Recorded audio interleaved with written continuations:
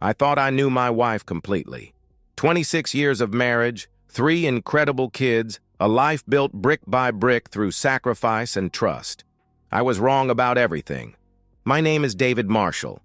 I'm 52, a senior operations manager at Northeast Logistics. Steady, reliable, the kind of man who built security for his family. Patricia, my wife of 26 years, has been a stay-at-home mother since our second child was born. A mutual decision we both stood behind proudly. Our children are our masterpiece.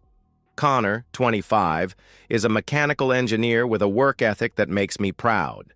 Ethan, 23, is finishing his MBA, already fielding job offers. And Lily, our youngest at 21, is studying nursing with compassion that could break your heart. They're respectful, driven, close-knit, the kind of family that neighbors envy. I believed we'd created something unbreakable, a fortress of love and commitment that 26 years had only strengthened. But 4 months ago, things began to shift.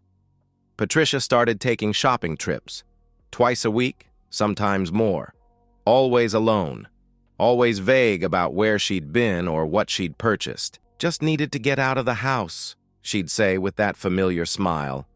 The one I'd fallen for when we were barely more than kids. You know how it is? I never questioned it. After 2.5 decades together, why would I? The kids noticed but dismissed it as mom needing space now that they were grown. I agreed. Patricia had devoted her entire adult life to us. She deserved freedom. Our routine changed. Patricia would leave Tuesday afternoons and Thursday evenings, returning with minimal bags, her phone always face down on the counter. I noticed other small details too. The new perfume she wore. The yoga classes she suddenly mentioned but never discussed. The way she'd check her phone at dinner and smile at messages she never shared. I felt whispers of unease but crushed them immediately. This was Patricia, the woman who'd stood beside me through job losses, my father's death, our daughter's health scare. Trust wasn't optional in our marriage, it was foundational. Tuesday evening, we sat at dinner as a family.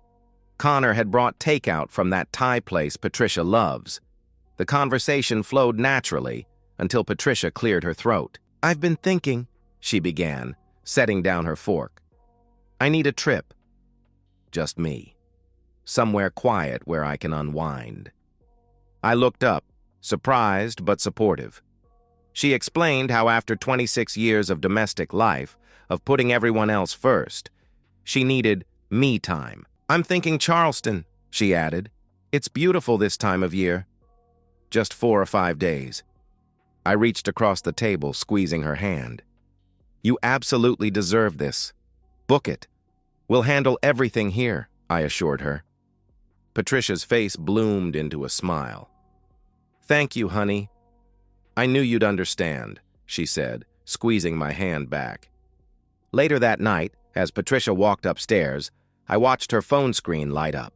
She read the message, smiled in a way that seemed secretive, and typed a quick response before locking the screen. For the first time in our marriage, I felt a cold knot form in my stomach, a sensation so foreign that I immediately forced it away. This was Patricia, my wife, the mother of my children. I trusted her completely. That was my first mistake. 3 days later, we piled into the SUV, me, Connor, Ethan, and Lily, to drive Patricia to the airport. The mood was warm, sentimental. Patricia sat beside me, her excitement palpable. "You have everything?" I asked, navigating through traffic. "Passport? Charger?" "Yes, David," she laughed, patting her purse. "You've only asked 5 times since breakfast." The terminal drop-off was a flurry of activity. Unloading luggage, hugs exchanged, last-minute reminders. Lily helped her mother with her suitcase. Connor wrapped his arms around Patricia in a bear hug. "Don't get into too much trouble, Mom," he teased, lifting her slightly off the ground.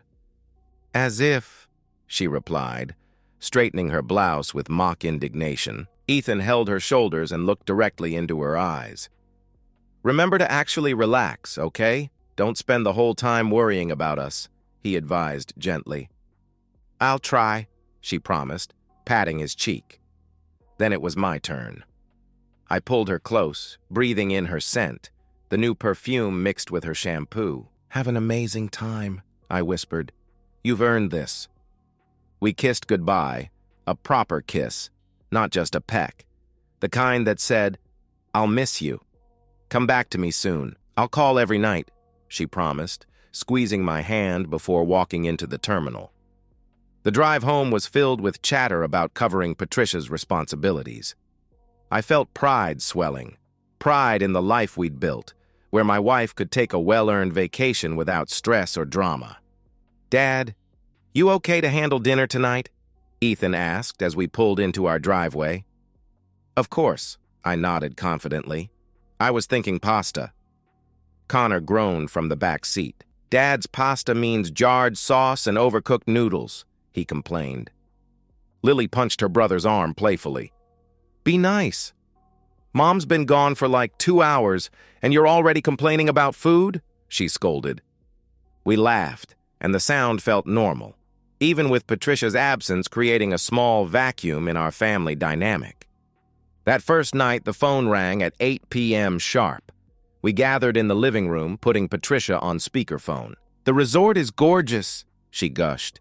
I'm sitting on the balcony watching the sunset. I miss you guys already. We took turns talking to her, Lily asking about the room, Ethan about the food, Connor wondering if she'd made any friends. Patricia laughed. I'm here to relax, not socialize, she explained. Though the couple next door invited me to join them for drinks tomorrow. I listened to my wife's voice, warm and familiar, feeling that strange cold knot dissolve. This was exactly what she needed. Enjoy yourself, Patty, I told her. You deserve every second. I love you all so much, she responded immediately. Love you too, we chorused back. The second night followed the same pattern. She described her day: spa treatment, poolside relaxation, seafood dinner. She sounded genuinely happy. I found myself planning surprises for her return. Flowers in the bedroom, her favorite wine, a date night reservation. By the third night, I was missing her more than expected. After another cheerful call, an idea formed. I sat with it through the night, building excitement. Thursday morning, I called the kids into the kitchen. They gathered around, curious about my early morning summons. I've been thinking, I began, unable to hide my grin. Your mom's been gone 3 days. What if we surprise her? Connor immediately caught on. Fly out to Charleston? He asked, eyes lighting up. I nodded enthusiastically. Exactly. Show up at her hotel, take her to dinner, spend the weekend together. She'd love it, right? Lily's face broke into a smile. That's so sweet, Dad, she exclaimed. Can we pull it off? Ethan asked, always the practical one.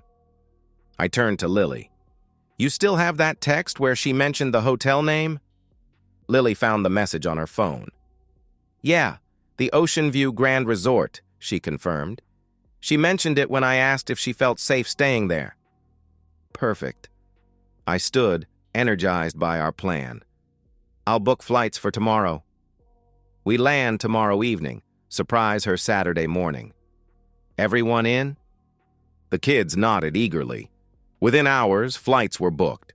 4 seats to Charleston, departing Friday afternoon. Let's make this a weekend she'll never forget, I said as we packed overnight bags, not realizing how prophetic those words would be. Friday night, we checked into a modest hotel near the Ocean View Grand. As I fell asleep, my phone buzzed with a text from Patricia. Had the most amazing dinner tonight. Thinking about you. Love you. I smiled, typed back a heart emoji, and drifted off, completely unaware that in 12 hours, my entire world would detonate. Saturday morning arrived with picture-perfect weather, clear blue skies, gentle breeze, temperature in the mid-70s, the kind of day that feels like a good omen. We grabbed breakfast at a cafe near our hotel, planning our surprise over coffee and pastries. The excitement was contagious, all of us giddy with anticipation. How exactly are we doing this? Connor asked, slathering cream cheese on his bagel. We could call from the lobby, Lily suggested, stirring her latte. Ask her to come down for some reason. I considered our options, wanting maximum impact. What if we get a spare key card from the front desk? I proposed. Walk straight into her room. The look on her face will be priceless. The kids exchanged glances, then broke into matching grins. Perfect, Lily decided, already grabbing her phone. I'll record the whole thing. After breakfast, we drove to the Ocean View Grand. The resort was exactly as Patricia had described. Luxury property with white columns, sprawling grounds, ocean views stretching to the horizon. I approached the front desk with my 3 adult children flanking me, the picture of a loving family on a mission. The receptionist, a young woman with a professional smile, looked up as we approached. Good morning. How can I help you? She greeted us. Hi, I smiled warmly, keeping my voice low with conspiratorial excitement. We're here to surprise my wife, Patricia Marshall. She's staying here, room 412. The clerk's face softened into a genuinely warm smile. Oh, that's so sweet. A family surprise? She asked. Exactly, I confirmed, feeling proud of our plan. We flew in from Illinois yesterday. She has no idea we're here. Could we possibly get a spare key card? We want to walk in and surprise her. The clerk hesitated momentarily, hotel policy warring with sentiment, then nodded. You know what? That's adorable, she decided. One moment. She ran a key card through the encoder and handed it over. Room 412, 8th door on the right once you exit the elevators. She's going to be so happy. Thank you so much, I said, pocketing the key card. My heart was full of anticipation as we walked toward the elevators. This is going to be epic, Ethan whispered as the elevator doors closed. Lily already had her phone out, camera app open. Connor joked about scaring Patricia if she was still sleeping in. We were laughing as we reached the 4th floor. Room 412 was at the end of a quiet hallway. We approached silently, exchanging excited glances. I held a finger to my lips, then slid the key card into the slot. The light blinked green. I pushed the door open, already forming the word surprise on my lips. The first thing I heard stopped me cold. Moaning. Low, rhythmic, unmistakable. The second thing I saw destroyed me completely. Patricia, my wife of 26 years, naked, on top of a man, equally naked, equally exposed. Their bodies moving together in practiced rhythm. Her hands braced on his chest, his hands gripping her hips. Morning sunlight streaming through the balcony doors, illuminating every detail with cruel clarity. Time seemed to fracture. My brain refused to process what my eyes were showing me. This couldn't be real. This was a nightmare. Behind me, Lily gasped, her phone instinctively rising, still recording. Patricia's head snapped toward the door, her eyes widened in horror. "Oh my God! David!" she shrieked. The man beneath her, mid-40s, dark hair, wedding ring glinting, scrambled backward, trying desperately to pull the sheet over himself. His face registered pure terror. "What the hell?" he managed, as if he were the one entitled to outrage. For one suspended moment, we all froze, a tableau of destruction. Me in the doorway, unable to move. My 3 children behind me, witnessing their mother's betrayal. Patricia and her lover caught in the most primal act of betrayal possible. Then everything happened at once. Patricia leaped off the man, frantically grabbing for clothes, for anything to cover herself. "David, kids, oh God," she stammered, voice high with panic. Connor surged forward, physically placing himself between his siblings and the scene. Ethan grabbed my shoulder, steadying me. Lily's phone continued recording, her hand shaking but the lens capturing everything. The man, this stranger who was inside my wife, jumped from the bed, stumbling backward into the bathroom, slamming the door. "David!" Patricia was crying now, clutching a sheet around herself, mascara streaking down her face. "Please, let me explain," she begged. "Explain!" The word left me in a whisper, then built to a roar. "Explain!" I thundered. Something broke inside me, something fundamental and irreparable. 26 years, I said, my voice eerily calm despite the hurricane raging inside. 26 years, Patricia. Dad? Ethan's voice cracked behind me. We should go, he urged. But I couldn't move, couldn't breathe, couldn't process. Who is he? I demanded, pointing at the bathroom door. Patricia was sobbing, her body heaving. Henry! His name is Henry! I met him at... She choked out. No. I cut her off, suddenly not wanting details. I don't care, I said coldly. From behind the bathroom door, Henry called out, Patricia, should I call security? The absurdity of it, this adulterer threatening to call security on the husband whose life he was destroying, broke something in me. I crossed the room, threw open the bathroom door, and dragged Henry out by his arm. He was half-dressed now, pants on but no shirt, eyes wide with fear. Listen, man, he started, raising his hands defensively. My fist connected with his jaw before he could finish.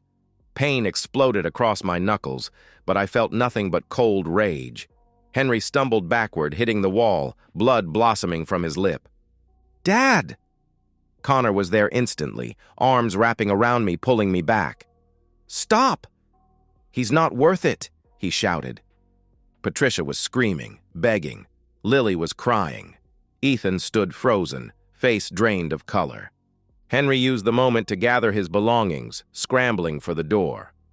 You're married, I spat at him, noticing his wedding ring. You're married too, I accused. Something like shame flickered across his face. I'm sorry, he mumbled, as if that meant anything. Get out, I growled. Get the hell out before I kill you. He slipped past us into the hallway, disappearing. Then it was just us, the Marshall family, fractured beyond repair in a hotel room that reeked of betrayal. David, Patricia tried again, taking a step toward me. Please listen, she pleaded. No, I said, my voice dead. We're leaving. I turned to my children, their faces reflecting shock, horror, disgust. Let's go, I ordered. Dad, Lily whispered, her phone lowered.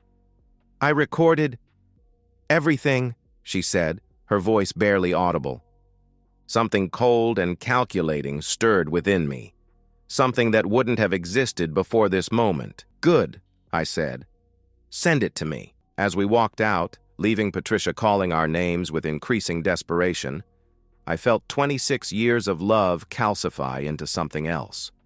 Something hard and unforgiving. In the elevator, Ethan finally broke the silence. What do we do now?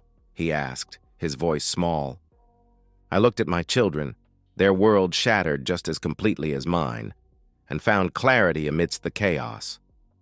Now, I said as the elevator doors opened, we make her pay. The drive back to our hotel passed in shattered silence. Connor white-knuckled the steering wheel. I was in no condition to drive. Ethan stared out the window, jaw clenched. Lily sat beside me, tears streaming down her face, her phone clutched like evidence at a crime scene. Patricia called repeatedly before we reached our hotel, then more as we packed, checked out, and drove to the airport. I watched her name flash on my screen until I finally turned the phone off completely. We managed to get seats on a flight leaving that afternoon. 4 tickets, one way, back to the life that no longer existed. We sat in the terminal, none of us able to articulate the earthquake that had destroyed our foundation. I'm so sorry, Lily finally whispered, her voice thick with tears.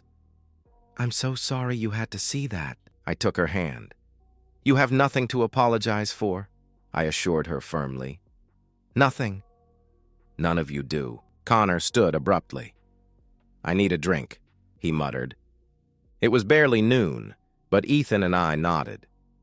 As Connor walked to the airport bar, Ethan leaned toward me. What's the plan when we get home, Dad? He asked quietly. The plan. As if there could be a plan for navigating this wasteland. I don't know yet, I admitted. But I know one thing. She doesn't get to win. The flight home was a blur. We landed, collected our bags, and drove to the house in heavy silence. None of us had turned our phones back on, not ready to face Patricia's excuses or pleas. Walking into our home felt surreal. Everything looked exactly the same as yesterday. Family photos on the walls, Patricia's reading glasses on the side table, but nothing would ever be the same again. "Dad," Connor said, setting down his bag, "you should talk to a lawyer." "First thing tomorrow," he advised. The thought of officially acknowledging the end of my marriage made me physically ill. But he was right. "I know someone," Ethan said quietly. "My friend Jake's mom is a divorce attorney, Margaret Fielding. She's supposed to be the best," he explained. "I'll call her." I nodded, feeling decades older than I had this morning. Tomorrow. That night, after the kids retreated to their rooms, I finally turned my phone back on. Dozens of missed calls from Patricia, 16 voicemails, 37 desperate text messages. "David, please call me, I can explain. It's not what you think. Please let me talk to the kids. I'm so sorry I'm booking a flight home tomorrow. Please don't lock me out." I felt nothing reading her messages, just a cold, hollow space where my heart used to be.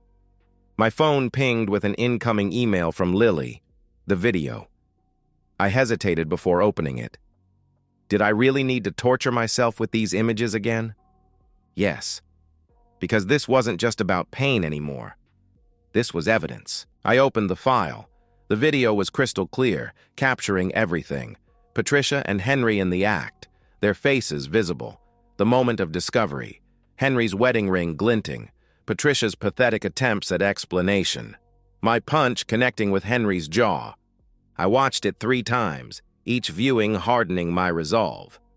Then I began to search. It took minutes to find Henry Lang on LinkedIn, regional sales director at Midwest Insurance Group, father of 3, husband to Helen Lang, tagged in several posts. I clicked through to Helen's profile. Pretty woman, early 40s. In her profile picture, smiling with her arm around Henry, the man I'd caught inside my wife 6 hours ago. I continued searching, found his Facebook page, more family photos, a recent vacation to Mexico, a post celebrating their 15th wedding anniversary 3 months ago.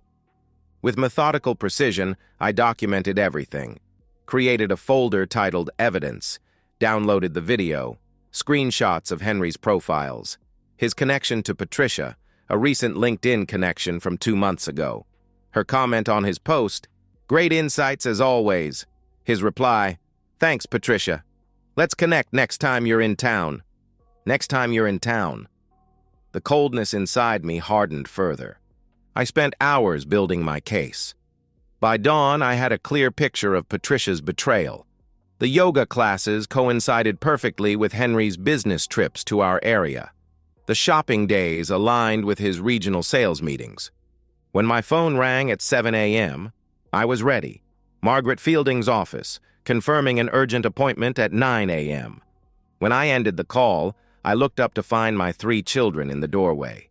They were still in yesterday's clothes, dark circles under their eyes. "I have an appointment with a divorce attorney at 9, I told them. "After that, we start taking back our lives." Connor nodded grimly. "What about Mom? She's coming home today," he reminded me.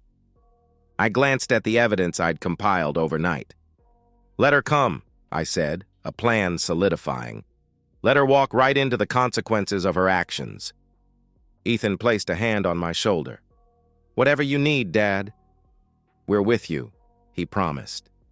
Lily, her eyes red but her jaw set with determination, added, "All the way." In that moment, looking at my children, the only family I had left, I felt something break through the ice in my chest. Not forgiveness, not acceptance, but purpose. Clear, cold purpose. Margaret Fielding was exactly what we needed. Not the shark-like attorney I'd imagined, but a soft-spoken 60-something with silver-streaked hair and kind eyes that hardened to steel when I showed her the evidence. "This is unusually clear-cut," she said, reviewing the video with clinical detachment.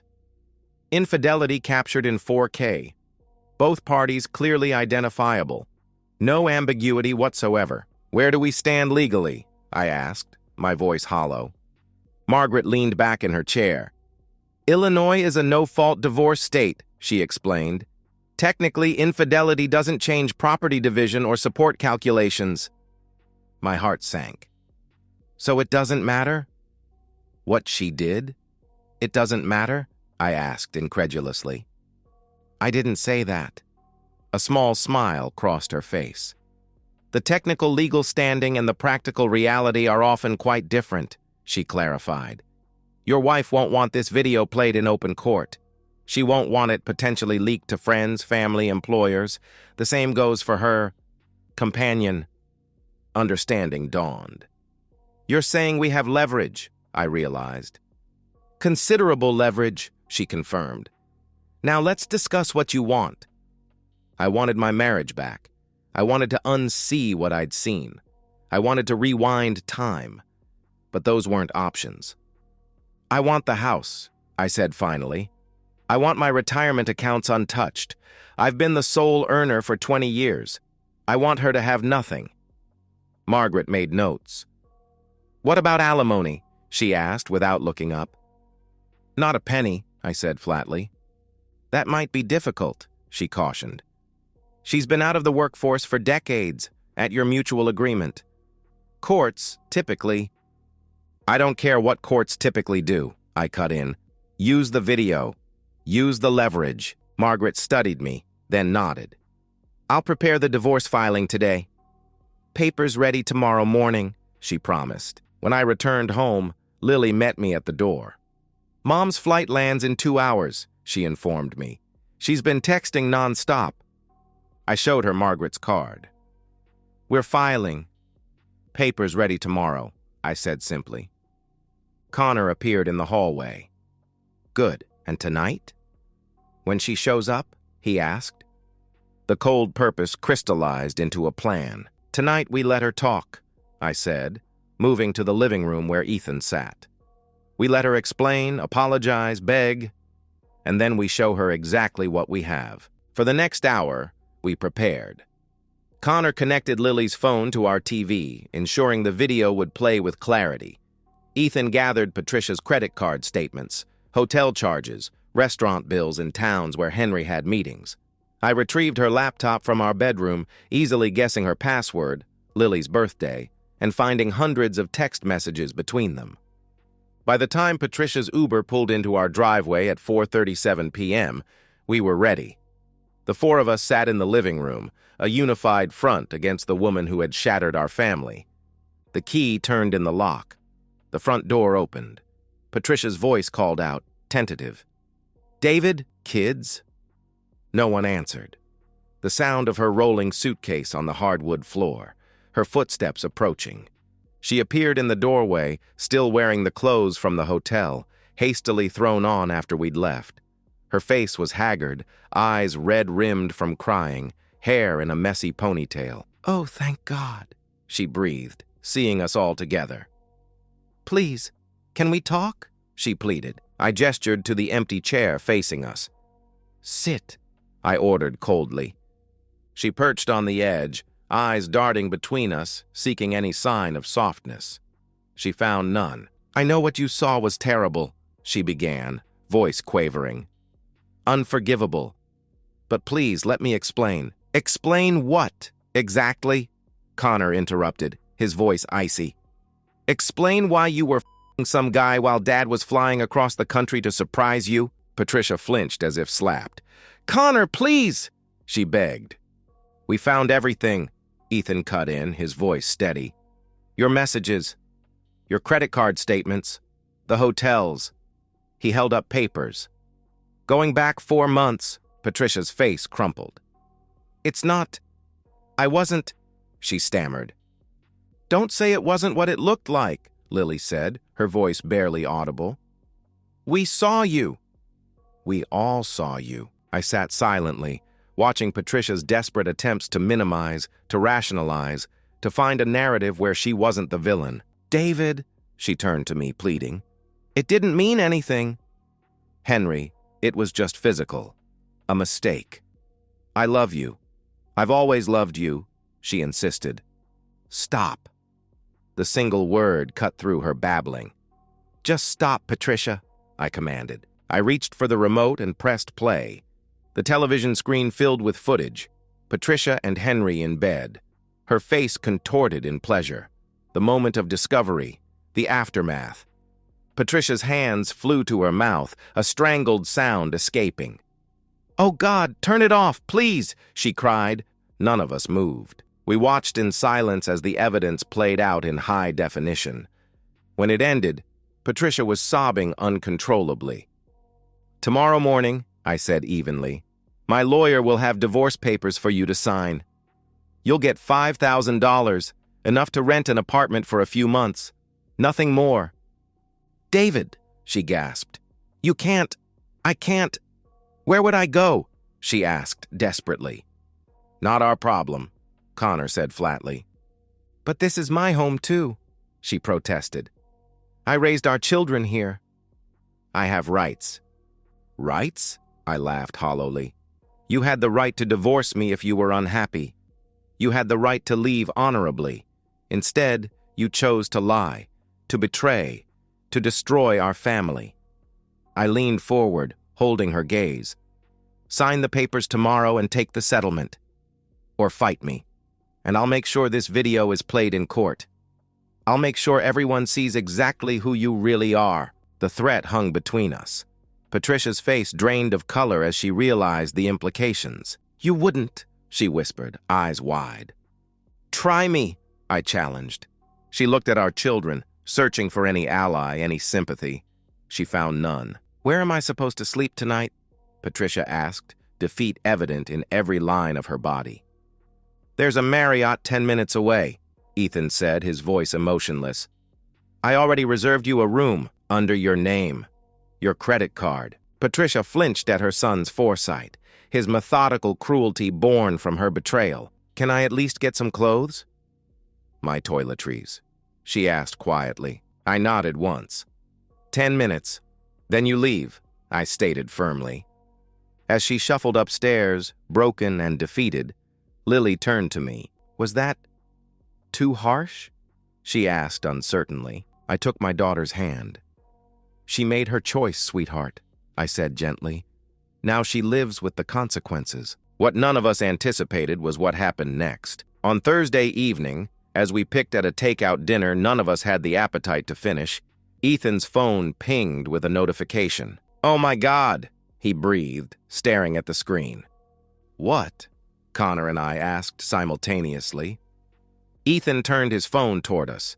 The video of Patricia and Henry, our private evidence, our leverage, had been posted online. "Who?" I began, but Lily cut me off, her face white. "I sent it to Angela," she whispered, horror dawning in her eyes. "Just to explain why I was so upset. I told her not to share it. I swear." The implications hit us all at once. The video was out. No longer a private piece of leverage, but a public spectacle. By Friday morning, the video had been viewed over 100,000 times. Local Facebook groups were buzzing with it. Patricia's name was trending in regional Twitter circles. Patricia was destroyed. Henry Lang's life collapsed even more spectacularly. His wife, Helen, moved with brutal efficiency, filing for divorce, demanding full custody of their children, claiming the house, emptying their joint accounts. By Friday evening, Patricia called me from an unknown number. I almost didn't answer, but curiosity won. "David, please." Her voice was broken, desperate. "I'm getting death threats. People are showing up at my hotel. I have no money. No one will talk to me. Please," she sobbed. "You made your choices," I replied, unmoved. "I made a mistake. I'm sorry. I'll do anything," she begged. "You'll sign the divorce papers when they arrive." I cut her off. "That's what you'll do. And you'll take the settlement my lawyer offers," I continued coldly. "Because if you fight this, I will make sure that video plays in open court, in front of a judge, in front of everyone. Do you understand me?" Silence. Then, barely a whisper. "Yes, good," I said, ending the call. I hung up. The man I'd been a week ago would have been horrified by my coldness. But that man no longer existed. That night, I sat on the back deck nursing a whiskey, watching the stars wheel overhead in their ancient, indifferent patterns. The universe had not stopped for my pain. Life continued. Somehow, impossibly, I would have to continue too. Not as the man I was, but as the man I had become. 6 months later, I stand on the back porch of the house I kept, the house I built, the house that's now truly mine, grilling burgers on a Saturday afternoon. Connor flips a patty with the confidence of someone who spent months learning to fill the domestic void his mother left. Ethan sets the table with Lily's help, the three of them moving in comfortable, practiced rhythm. "Dad, you okay?" Lily asks, handing me a beer. I look at my children, 25, 23, and 21 years old, adults now in ways they weren't forced to be before, and nod. "Yeah, kiddo, I'm okay," I assure her. "Good," Connor says, not looking up from the grill. "Because we are too," they are. Mostly. Therapy helped. Individual sessions for each of them, processing betrayal and trauma. Connor threw himself into work, earning a promotion. Ethan accelerated his MBA program, graduating early. Lily finished her nursing degree with honors, now working at a pediatric hospital. They stood together when everything fell apart. They're standing together now. Ethan raises his bottle. "To family. The real kind," he toasts. We clink bottles. The beer is cold. The afternoon is warm. For the first time in 6 months, I feel something close to peace. Inside the house, the divorce decree sits framed on my desk, not out of spite, but as a reminder. A reminder that 26 years meant nothing when tested against temptation. A reminder that trust, once broken, can never be repaired. But also a reminder that I didn't fall apart. My kids didn't fall apart. We survived. Margaret Fielding delivered exactly what she promised. I kept the house, the savings, the retirement accounts, everything. Patricia received her $5,000 settlement, just enough to avoid claims of punitive damages. She signed without argument. She had no leverage, no options, no choice. The viral video eventually faded from trending pages, replaced by newer scandals, but its impact remained permanent. Patricia moved 3 states away, working a minimum-wage retail job, living in a studio apartment, cut off from everyone who mattered. Henry Lang's life collapsed even more spectacularly. Helen took everything in their divorce, full custody, the house, his retirement savings. He's apparently living in a different city now, unemployable in his field, working manual labor when he can find work. I feel no satisfaction in their suffering, only a cold acknowledgement. They made choices. Choices have consequences. As the sun sets and we eat dinner together, just the 4 of us, the real family, Connor asks the question I knew was coming eventually. "You think you'll ever date again?" he inquires cautiously. I consider this. "Maybe. Someday. Not now," I reply honestly. "That's fair," Lily says softly, reaching for my hand. "Right now," I continue, looking at each of them, "I've got everything I need right here." Somewhere far away, Patricia Marshall scrolls past the video that destroyed her life, still pinned to the top of search results for her name. She has no one. She has nothing. And every single night she thinks about the family she traded away, for a man whose name she can barely remember now. And so, we've reached the end of today's story. Was it what you expected, or did it take a twist you didn't see coming? I'm curious to hear your thoughts. Share them in the comments below, and let's get a conversation going. If this story kept you hooked, make sure to hit that like button. And if you're new here or just haven't subscribed yet, now's the perfect time to join our community. I bring you fresh, captivating stories every day, so click that subscribe button and turn on notifications so you never miss out. Thanks for watching, and I'll see you in the next one.